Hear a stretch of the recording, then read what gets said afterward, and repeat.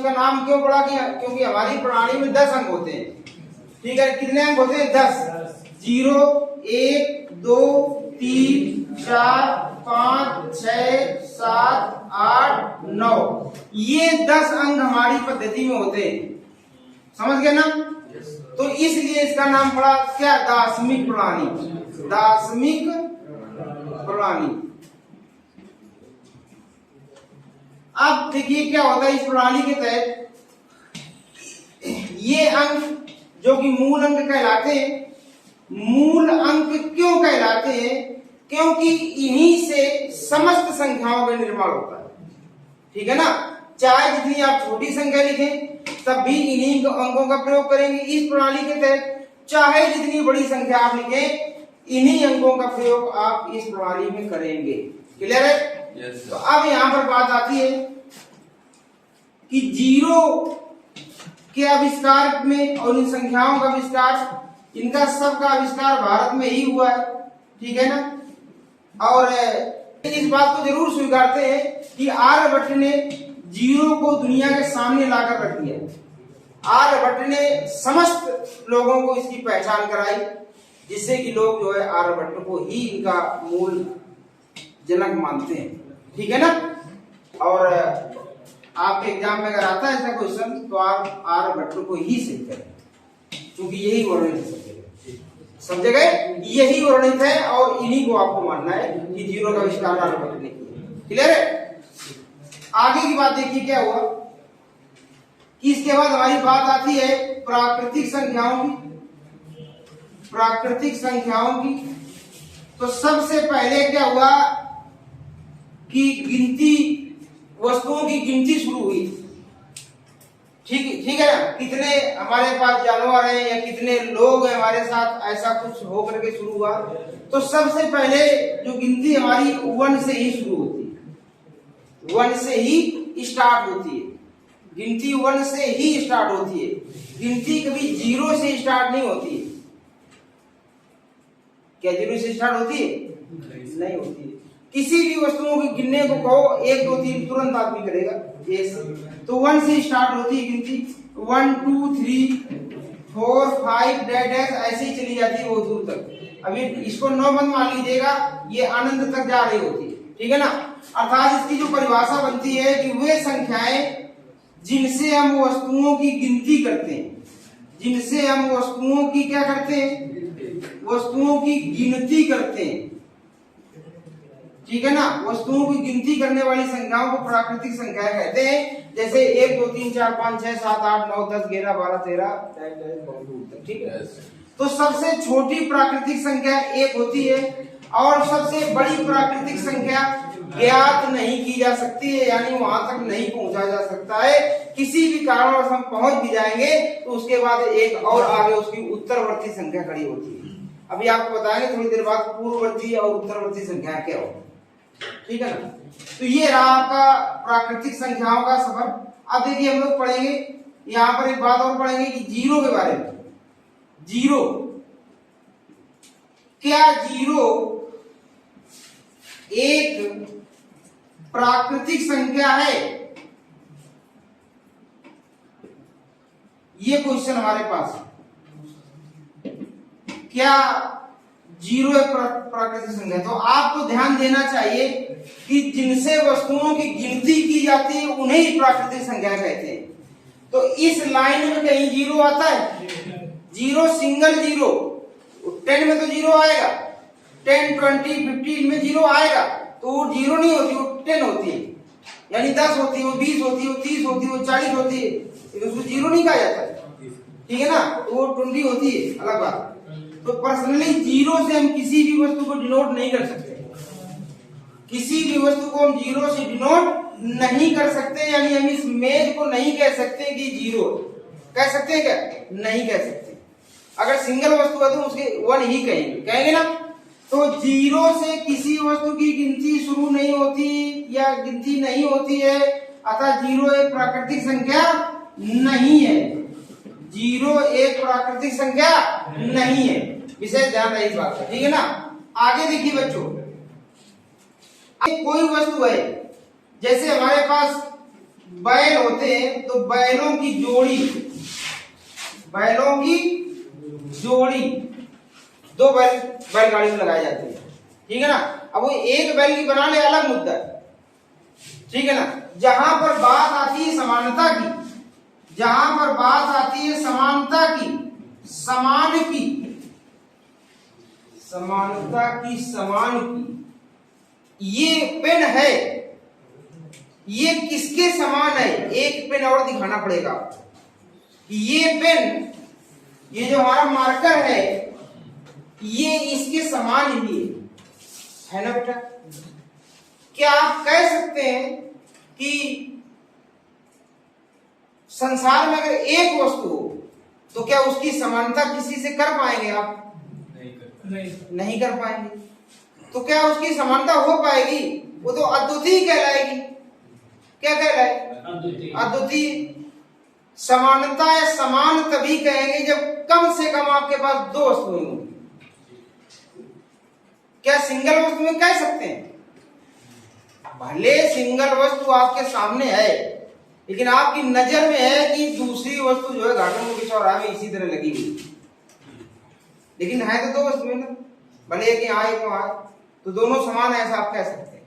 लेकिन दो के अलावा या दो से कम में आप ऐसा नहीं कह सकते। दो में कह सकते हैं, दो से अधिक में कह सकते हैं कि ये वस्तुएं समान है समान ना। जैसे दो बैलों की जोड़ी, ये अपने आप में समान है कि नहीं? दोनों की ताकत लगभग समान होती है, दोनों हड़ खींचते हैं ना। तो ये दोनों बैलों की जोड़ी सम है कि नहीं? सम माने होता है समान बच्चों। क्लियर? क्या होता है? समान।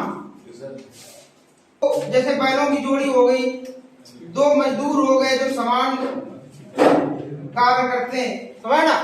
तो ये समानता दिखाने के लिए हमें कम से कम दो वस्तुओं की जरूरत पड़ी, और दो वस्तुओं में ही सम आंका गया, ठीक है। जैसे हमारे पास मान लो 5 बैल है। कितने बैल है? 5 बैल है। तो हमें इनकी समानता मतलब कितने जोड़े हैं इसके अंदर, ये हमें दिखाना।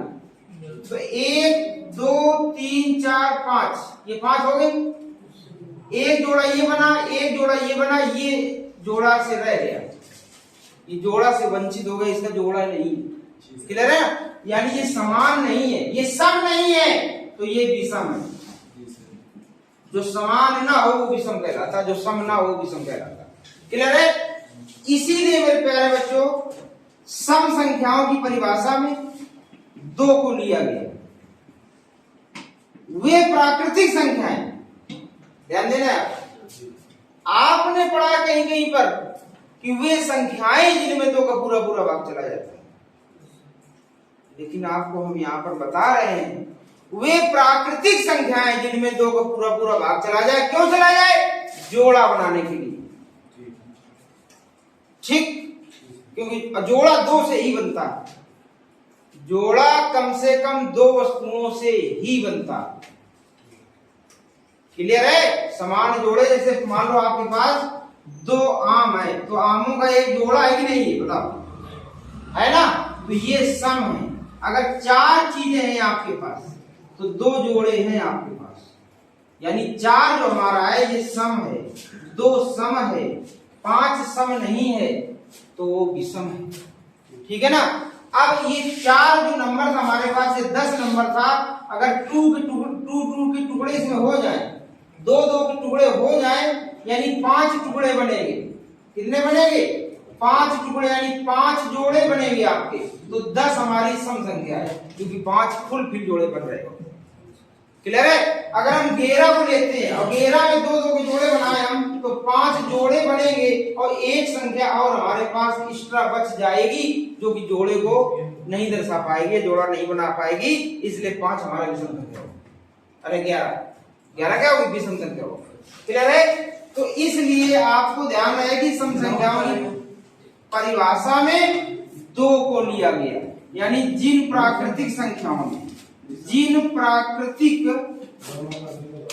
संख्याओं में 2 का पूरा पूरा भाग चला जाता है, ठीक है, भाग चला जाता है, उन्हें हम क्या कहते हैं? सम संख्याएं कहते हैं। वो आगे भी है, ठीक है ना, वो भी आगे। ये है बेटा सम संख्याओं की स्टोरी।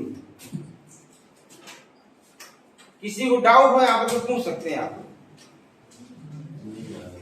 यहां से 2 आया था, ठीक है ना, ओके। 2 का भाग इसलिए दिया जाता है। अब विषम संख्याएं क्या हुई? इसी का अपोजिट विषम हो गई। विषम यानी जो समान ना हो, विषम संख्याएं यानी जिन संख्याओं में 2 के पूरा पूरा भाग नहीं जाता है उन्हें क्या कहते हैं? विषम संख्याएं कहते हैं। पढ़ले पड़ी बात।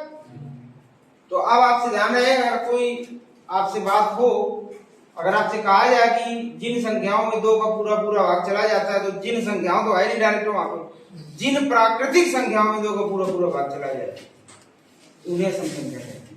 अब क्यों चला जाए 2 का भाग?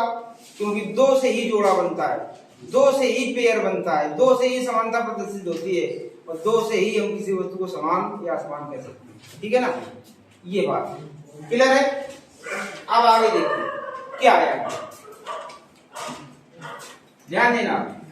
अब यहां पर बात एक और आती है। अब 0 को हम यहां पर भी कंपेयर करेंगे।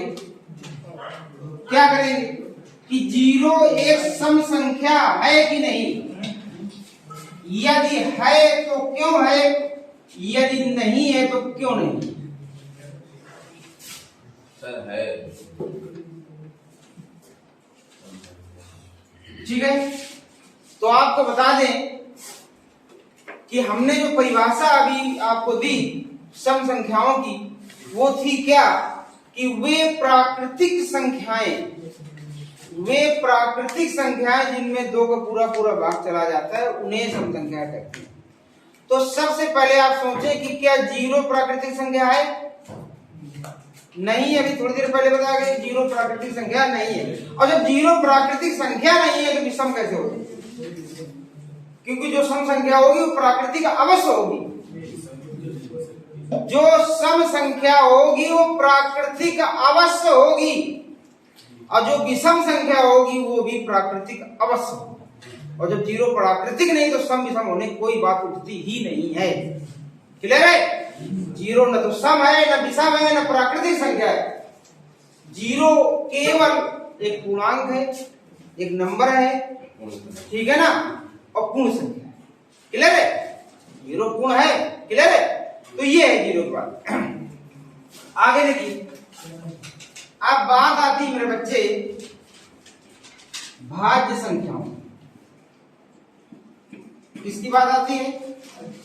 भाज्य संख्याएं। देखो, किसी को डाउट हो तो आप लोग बाद में वीडियो में कमेंट कर सकते हैं, ठीक है ना, तो पूछ भी सकते हैं डायरेक्ट। कोई भी संशय मन में हो ना। तो सारी भाज्य संख्या सम संख्या नहीं हो सकती। सारी भाज्य संख्या सम संख्या नहीं हो सकती, बिल्कुल नहीं हो सकती। ठीक, सही कह रहे हैं, बिल्कुल सही बोल रहे हैं। तो देखिए, हाँ, ये आप थोड़ी देर बाद जानेंगे, ठीक है। तो बेटा क्या हुआ कि भाज्य संख्याएं किसे कहते हैं? अब यहां पर समझेंगे भाज्य कंपोजिट नंबर, या जो डिविजिबल हो किसी से, भाज्य भाग चला जाएगा। मतलब इस शब्द से पहचाना करो, ज्यादा रटने की जरूरत नहीं है, शब्दों से पहचाना करो। भाज्य यानी भाग चला जाए, वही तो बात। तो एक बात सोचो कि जितनी भी संख्याएं होती उनमें 1 का भाग तो सब में चला जाएगा। जितने भी नंबर्स होते हैं उनमें सभी में 1 का डिवाइड तो हो ही जाता है। और दूसरा क्या होता है, स्वयं का भी चला जाता है। स्वयं माने खुद का। जैसे 2 है तो 2 में 1 का भाग तो जाना ही जाना है, 1 भाग समझ जाएगा, लेकिन 2 में 2 का भाग भी जाएगा। वे संख्याएं जो एक तथा स्वयं के अलावा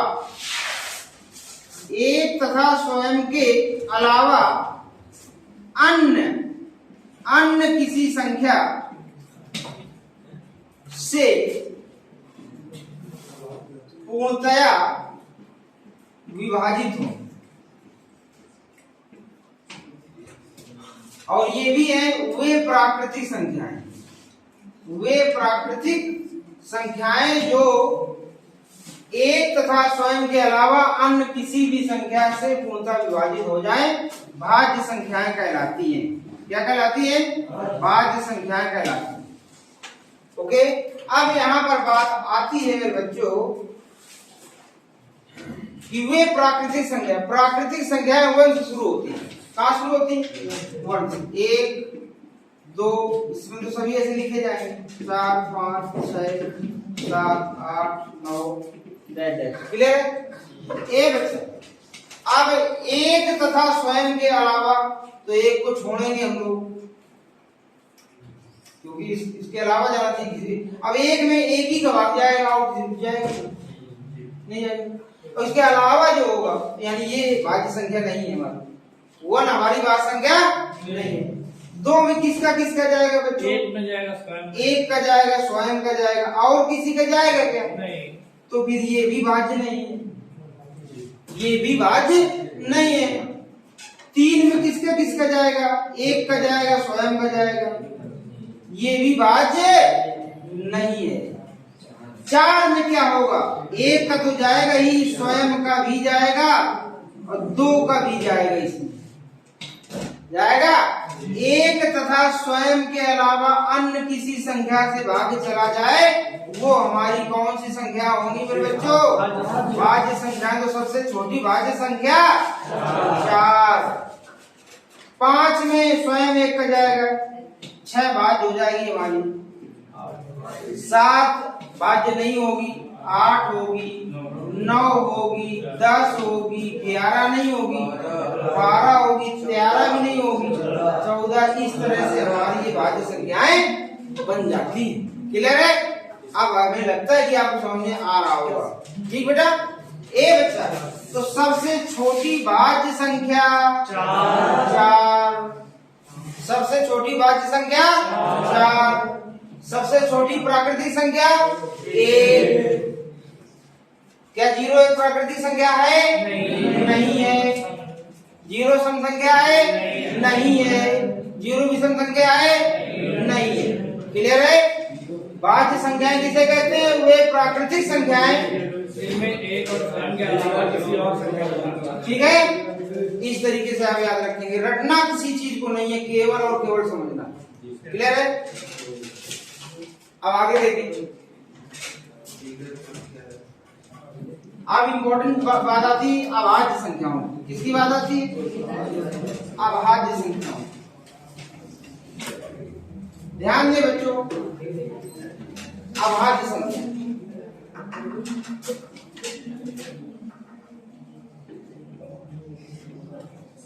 अभाज्य संख्याएं, इन्हीं को कहते हैं रूढ़ संख्याएं। रूढ़ संख्याएं, प्राइम नंबर।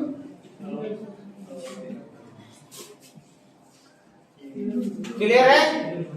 इतने नाम ध्यान रखिएगा। अभाज्य संख्याओं को रूढ़ संख्या कहते हैं, इंग्लिश में प्राइम नंबर कहते हैं। क्लियर बेटा? तो समझे, अभाज्य यानी जो भाज्य ना हो, जो भाज्य ना हो उसे हम क्या कहते हैं? अभाज्य कहते हैं। क्लियर है? तो मेरे बच्चों, अभी हमने भाज्य की परिभाषा पढ़ी है। क्या पढ़ी है? वे प्राकृतिक संख्याएं जो एक तथा स्वयं के अलावा अन्य किसी संख्या से भी कट जाएं, उन्हें भाज्य कहते हैं। अब इसमें क्या होगा? जो भाज्य ना हो, ठीक है ना, वे प्राकृतिक संख्याएं, वे प्राकृतिक संख्याएं जो एक तथा स्वयं के अलावा किसी से भी पूर्ण विभाजित ना हो।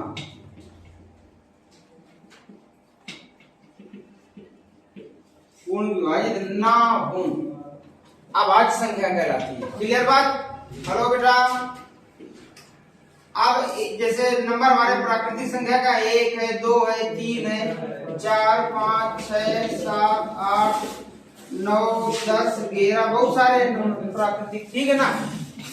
अगला, अब क्या है, एक तथा स्वयं के अलावा और किसी से भाग ना जाए। तो एक तथा स्वयं के अलावा एक को तो छोड़ ही देना है, ठीक है ना, क्योंकि एक वहां इंक्लूड किया जा चुका है। अब 2 से हम लोग यहाँ पर चेक करेंगे कि 2 आवाज है कि नहीं है।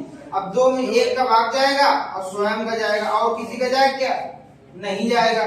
तो हमारी 2 क्या होगी, आवाज संख्या हो जाएगी, ठीक है। और किसी के जाएगा तो नहीं होगी आवाज, ठीक है। एक यहाँ पर ले लिया गया है, दोबारा यहाँ पर एक नहीं लिया जाएगा, ठीक है ना। बाजू में भी नहीं लिया गया था, दोनों लिए। तो बच्चों 2 हो गया, 3 में भी किसी का भाग नहीं जाएगा, 5 में नहीं जाएगा, 7 में, 8 में जाएगा, 9 भी 11 आ जाएगी, आपकी 13 आ जाएगी, 17 आ जाएगी, 19 आ जाएगी, 23 आ जाएगी। ये इस तरीके से हमारी क्या है, अभाज्य संख्याएं आपकी बन जाएगी। अभाज्य संख्याओं का एक ग्रुप बन जाएगा। किसका ग्रुप बन जाएगा, अभाज्य संख्याओं का। बात समझ पा रहे हैं ना, ठीक है। तो अब यहाँ पर हम देख पा रहे हैं कि 2 हमारी क्या है, सम संख्या भी है। कैसी संख्या भी है, 2 सम अभाज्य संख्या है। दोनों क्वालिटी यहाँ पर है, 2 में सम भी है, अभाज्य भी है, ठीक है बेटा। तो 2 हमारी सम अभाज्य संख्या है, ठीक है। इतना ही रखते हैं, ठीक है ना। अब इसके आगे अगली क्लास में। धन्यवाद। अब अगला आता है परिमेय संख्या। क्या आता है, परिमेय संख्या।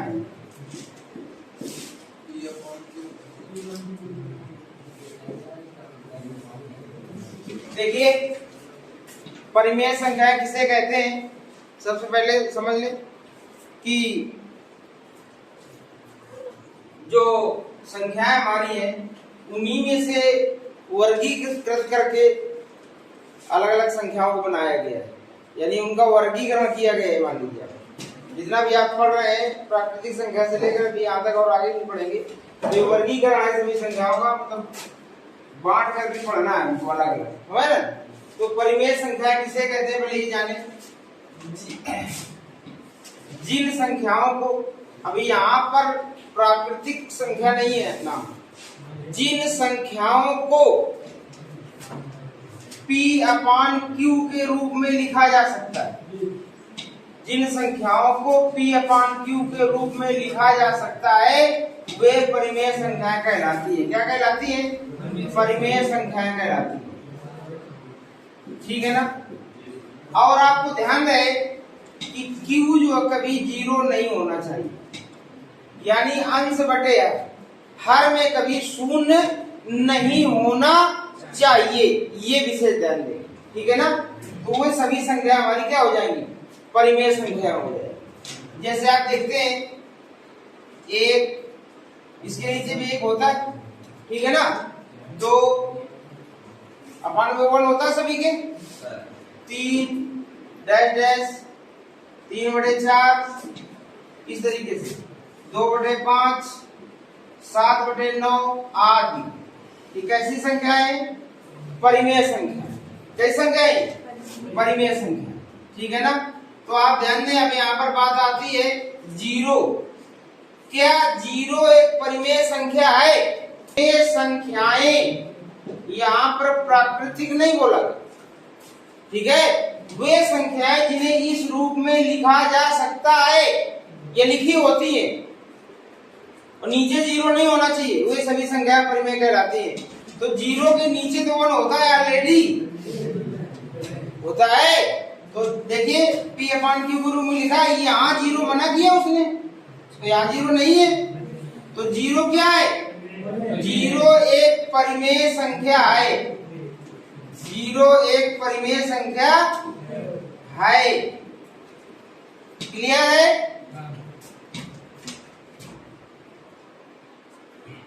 आगे ध्यान दें कि 0 हमारी कैसी संख्या हो गई, परिमेय संख्या हो गई। क्यों हो गई आपको बताया, कि 0/1 यानी p/q को संतुष्ट करता है, इसलिए 0 हमारी कैसी संख्या है? परिमेय संख्या है। क्लियर है?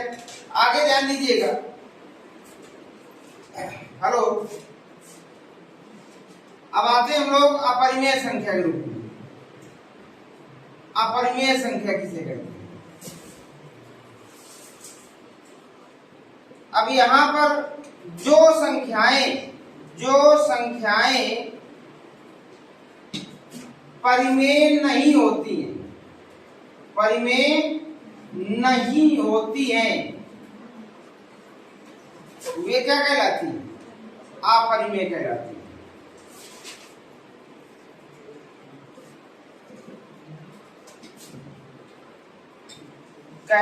हैं। बात समझ पा रहे हैं ना?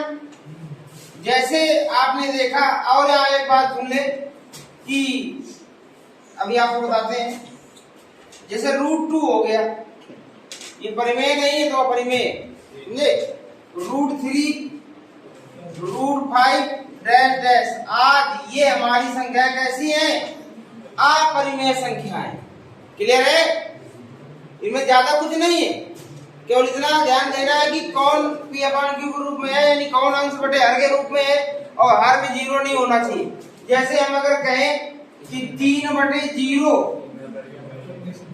ये कैसी संख्या है, तो ये परिमेय संख्या नहीं है, क्योंकि नीचे 0 है। समझ रहे ना? और 0/3 या कोई नंबर हो, वो आपका परिमेय हो जाएगा। समझ रहे ना बात? ठीक, तो ये चीज है। अब इसकी बात अगर करें तो कोई भी नंबर हो a/0, ये अभी तक परिभाषित नहीं हुआ, ये अपरिभाषित है। कैसा है? अपरिभाषित है। बात समझ पा रहे हैं नहीं? इन चीजों का विशेष ध्यान रखेंगे आप। तो देखिए आगे की बात। अब आता है वास्तविक संख्या। क्या आता है? वास्तविक संख्याएं।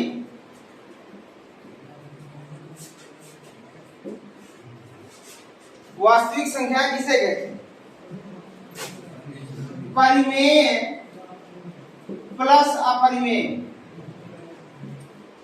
परिमेय और अपरिमेय संख्याओं के पूरे समुच्चय को क्या कहते हैं? वास्तविक संख्या कहते हैं। इसमें सभी आ जाते हैं, जैसे सभी आ जाएंगी 0, 1, 2, 3, √2, √3, कुछ भी आदि, इस तरह से। समझ पा रहे ना? तो ये हो गई वास्तविक संख्या। अब हमारी अगली बात आएगी क्या? अब इसी में ध्यान दें कि जैसे पाई का मान होता है 22/7। क्या होता है? तो 22/7 आप देख रहे हैं कि p/q के रूप में सेटिस्फाई कर रही है, q is not equal to 0, ये आपको फॉलो कर रहा है। तो 22/7 कैसी संख्या है? परिमेय संख्या है। क्लियर बात है? और फिर पाई क्या है? पाई एक सिंबल है जो कि एक संख्या को डिनोट करता है, एक संख्या को बताता है कि पाई का मान 22/7 है। ठीक है ना? तो यहाँ पर पाई को क्या किया गया है कि पाई को अपरिमेय संख्या की श्रेणी में रख दिया गया। पाई एक अपरिमेय संख्या है। कैसी संख्या है? अपरिमेय संख्या। ये पाई अपरिमेय है, ऐसा कुछ कर सकते। ठीक है? ओके, तो 22/7 कैसी है? परिमेय। और पाई कैसा है? अपरिमेय। जो भी सिंबल होता है, जिनका कोई भी न्यूमरल मान होता है, तो जो मान होता है वो परिमेय होता है, और जो सिंबल होता है वो अपरिमेय होता है। वैसा ध्यान रखिए। पाई का मान 180 होता है। ठीक है ना? हर केस में इसका मान बदलता है। जब कोणों का अध्ययन करते हैं तब पाई का मान 180 अंश होता है। ठीक है? जब वृत्त का अध्ययन करते हैं तब पाई का मान 22/7 होता है।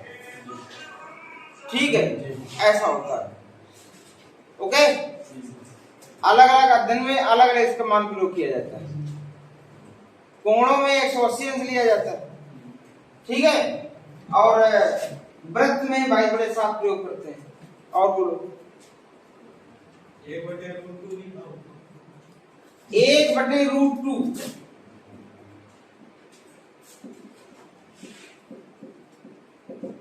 तो ये हमारा क्या हो जाएगा, √2/1/2 हो जाएगा ना।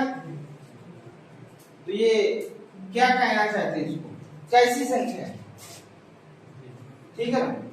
ये संख्या देखिए जब तक ये इसके साथ में रहेगा तो अपरिमेय को घोषित करेगी, अपरिमेय को घोषित करेगी, वैसे तो ये तब बनेगा, ठीक है ना। परिमेय और परिमेय का गुणन सदैव अपरिमेय ही होता है। कैसा होता है, अपरिमेय होता है। अब ऑप्शन कैसे है, उसका ऑप्शन दे के आंसर दिया जाएगा, तब भी वही मिलेगी, अपरिमेय मिलेगी, ठीक। क्या तब ये परिमेय आएगी। अब आता है अवास्तविक संख्याएं, अवास्तविक संख्याएं, इसी को कहते हैं काल्पनिक संख्याएं। क्या कहते हैं, काल्पनिक संख्याएं, इमेजिनरी नंबर।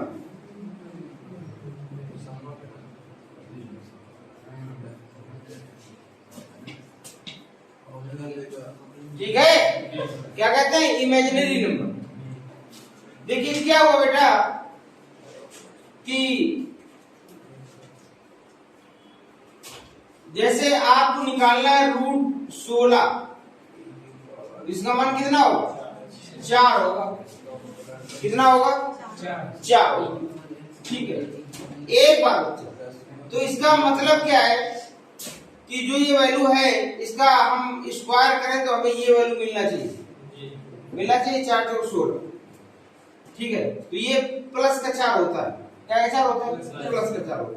और माइनस का भी होता है, लेकिन जब आप ऐसा करेंगे अलग जब समीकरण का रूप होता है तो प्लस माइनस में आंसर दिया जाता है। यहाँ पर केवल आप 4 ही देंगे, प्लस का ही, ठीक है ना। जब इक्वेशन का रूप होता है, क्वाड्रेटिक इक्वेशन होती है, तब आप उसमें प्लस माइनस यूज करेंगे, ठीक है। ध्यान दें बेटा, अगर बात यहाँ पर आ जाएगी जैसे -16 हो, तब इसका आंसर क्या होगा, तब इसका रूट क्या होगा जब -16 हो, 4 ही होगा, प्लस माइनस 4, ठीक है। तो यहाँ पर प्लस माइनस 4 ना तो प्लस का 4 होगा ना तो माइनस का 4 होगा। क्यों नहीं होगा, अगर हम प्लस का 4 लेते हैं तो इसका स्क्वायर करने पे हमें ये -16 मिलना चाहिए।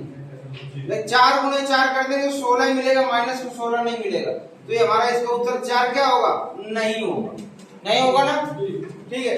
अगर हम माइनस का 4 लेंगे तो माइनस 4 2 बार करेंगे, इसे तब हमारा 16 आएगा, तब भी -16 नहीं आ रहा।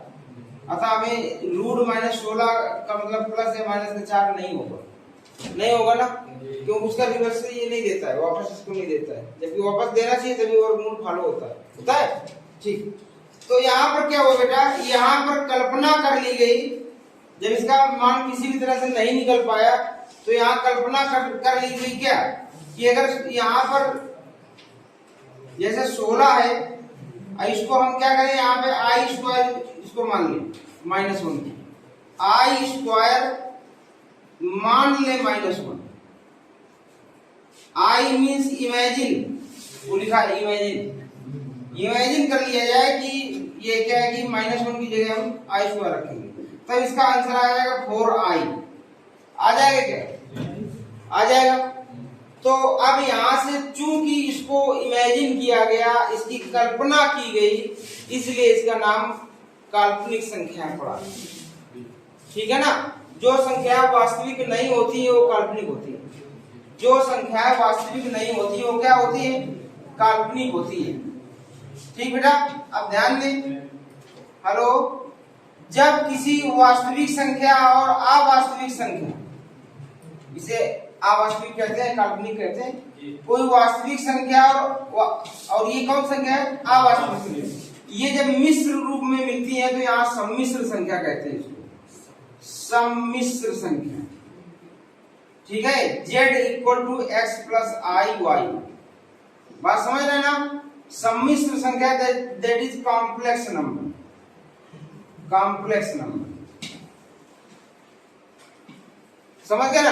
अब जैसे हमें निकालना होगा कोई भी वैल्यू, जैसे क्वेश्चन में आ गया -4 आ गया, तो आप इसको सीधे कह सकते हैं 4 × i² = 2i। क्लियर है? तो ये आएगा, यहां से इस पॉइंट से आपका कॉम्प्लेक्स नंबर का अवधारणा शुरू होती है कि हमें कुछ मानना पड़ेगा तभी ऐसा होगा। ठीक, तो ये बात समझ में आई ना? इतना आ गया। अब आगे देखिए क्या है कि अब कोई संख्या बची क्या? चलिए ठीक है, आगे देखिए। अब हम लोग पढ़ते हैं योग का तत्समक। योग का तत्समक आइडेंटिटी एलिमेंट ऑफ एडिशन।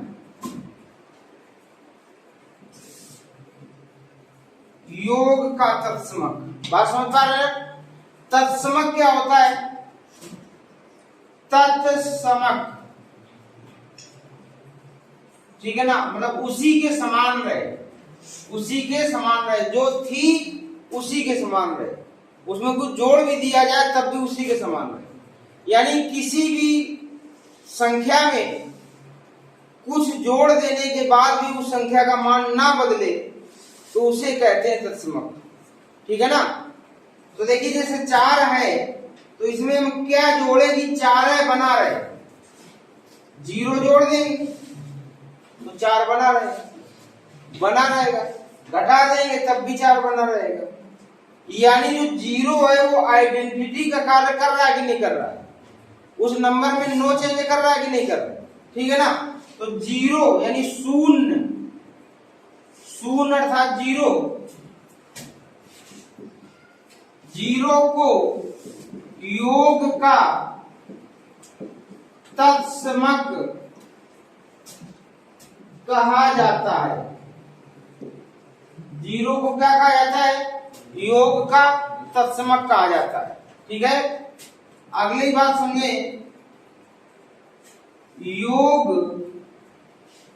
का प्रतीप अवयव, इसे हम और नाम से जानते हैं योगात्मक प्रतिलोम, inverse element of addition. Inverse उल्टा, प्रतिलोम माने क्या होता है? उल्टा। प्रतीप माने क्या होता है? उल्टा, है ना? और फिर कहेगा योग का, योग का उल्टा क्या होता है? बोलिए, घटाना होता है। जैसे -4 का योगात्मक प्रतिलोम क्या होगा? बोलो, प्लस का 4 होगा। 2/3 का योगात्मक -2/3 हो जाए। बात समझ पा रहे ना? प्रतिलोम मीन्स उल्टा, योग का उल्टा आपको देखना। ठीक है, तो ये चीज, तो -a का या +a का, a का योगात्मक प्रतिलोम क्या होगा? माइनस का होगा, यानी चिन्ह बदल देते हैं लोग। क्या करते हैं? चिन्ह बदल देंगे, योगात्मक प्रतिलोम हो जाएगा। बिल्कुल नहीं होगा, 2/3 तो 2/3 नहीं रहेगा, तो चिन्ह बदलेगा बस, माइनस का 2/3। योग का प्रतिलोम, योग का प्रतिलोम। ठीक है ना? हाँ,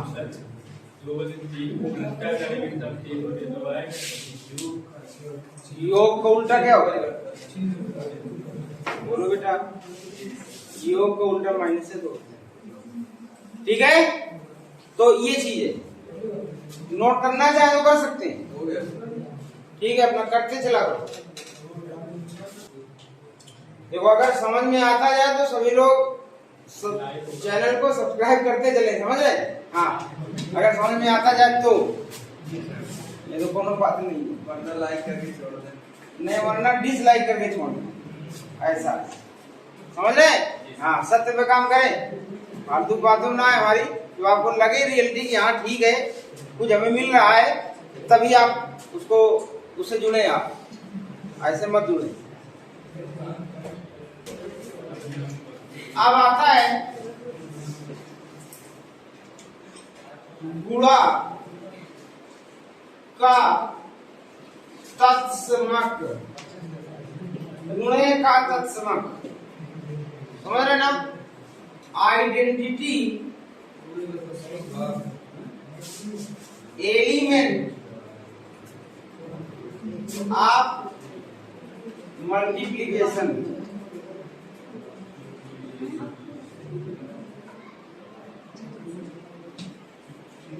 ये बात ठीक है। अब योग का पढ़ा, अब गुणा पढ़ेंगे। देखिए बच्चों, तत्समक अभी बताया कि मान में परिवर्तित ना हो, किसी भी संख्या में किसका गुणा करें कि उस संख्या का मान बदले ना, एक का, ठीक है ना? तो ध्यान दें, एक को या 1 को गुणा का तत्समक कहते हैं, एक को गुणा का तत्समक कहते हैं। क्लियर है?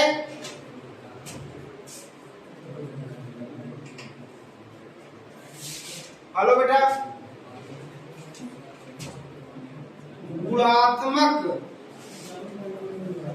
प्रतिलोम, गुणात्मक प्रतिलोम या गुणा का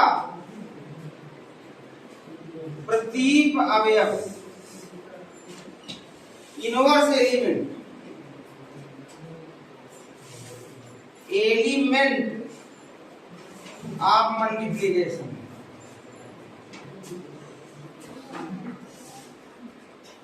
समझ पा रहे हैं ना ये चीज? अब यहां पर जैसे लिखा है 2/4, 2/5 कर लीजिए, 2/5 का गुणात्मक प्रतिलोम,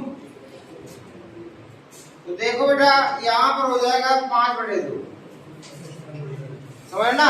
इन दोनों का गुणा करने से इसका और इसका ये मिलना चाहिए, आइडेंटिटी मिलनी चाहिए, ठीक है ना? तो ये यहाँ पे उल्टा होता है, ठीक है?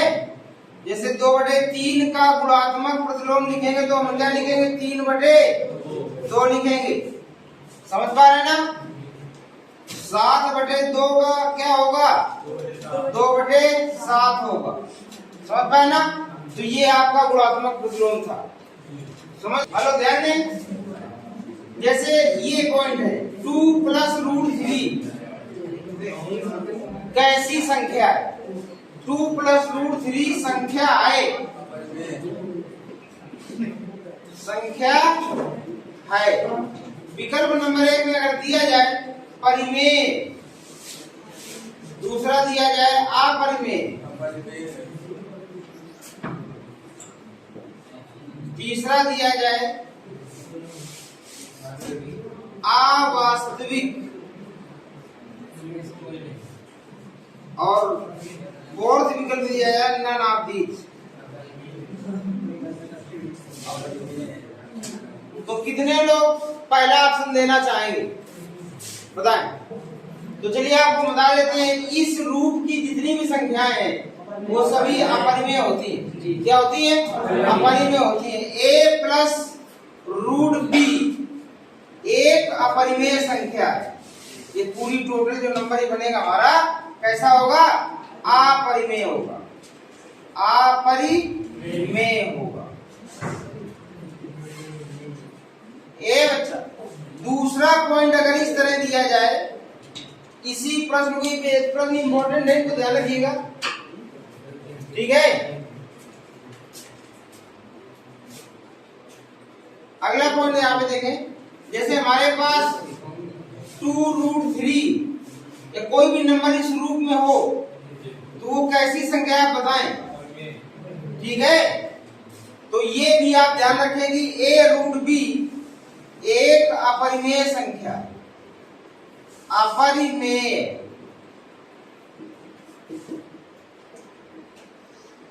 क्लियर बात है? ठीक है।